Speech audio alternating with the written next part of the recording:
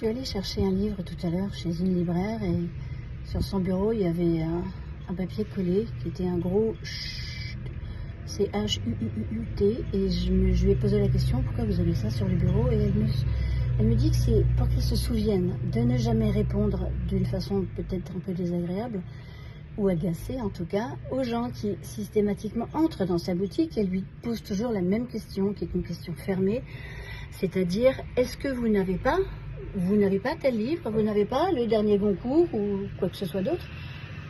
Et ça m'interroge un peu de ces questions toujours fermées. Moi, je pense qu'elles ne sont pas innocentes, ces questions. Elles traduisent un état d'esprit qui anticipe un peu fermé et surtout qui anticipe comme un échec. La personne qui pose cette question, elle part du principe ou du postulat que la libraire n'a pas ce qu'elle cherche.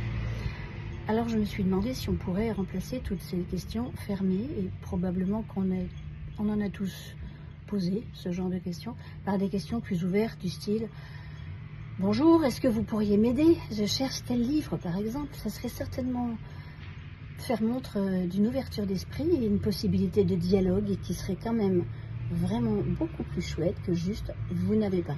Moi, j'aimerais bien avoir toujours la réponse qui serait super positive.